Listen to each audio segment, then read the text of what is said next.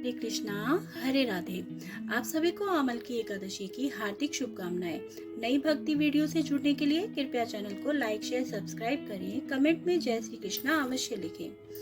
फाल्गुन शुक्ल पक्ष अमल की एकादशी का रसपान। युधिष्ठिर ने कहा, श्री कृष्ण, मैंने विजया एकादशी का महात्म्य जो महान फलों को देने वाला है सुन लिया है। अब फाल्गुन शुक्ल पक्ष की एकादशी का नाम और महात्म्य बताने की कृपा करें।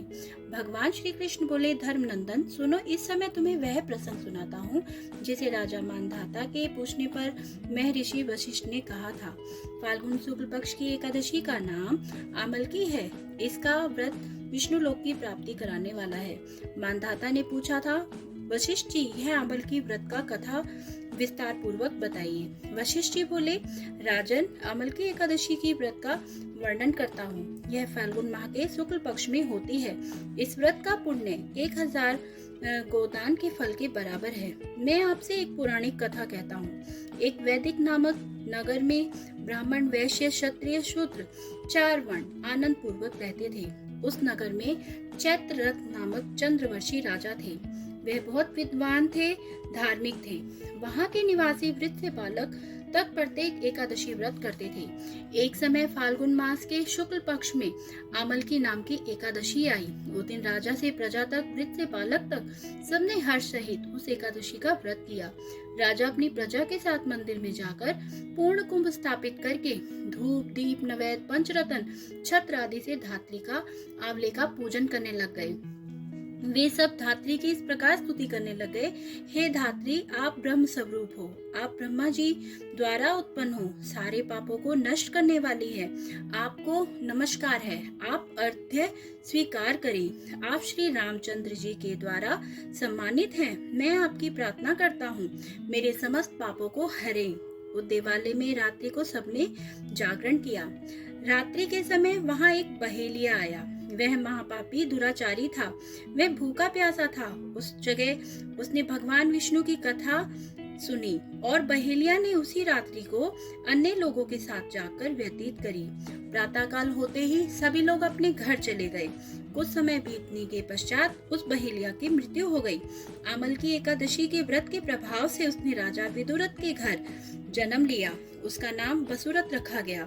बड़े होने पर वह चतुर्गणी सेना के सहित धन धान्य से युक्त होकर 10,000 ग्रामों का पालन करने लग गया। वह तेज में सूर्य भगवान के समान, कांति में चंद्रमा जी के, वीरता में विष्णु भगवान के समान, क्षमा में पृथ्वी के समान था। वह अत्यंत धार्मिक, सत्यवादी, कर्मवीर विष्णु भक्त था। वह सदैव यज्ञ पूजा करता था। एक दिन वह राजा शिकार खेलने गया। देव योग से वह रास्ता भूल गया। उसी वन में वह एक वृक्ष के नीचे सो गया।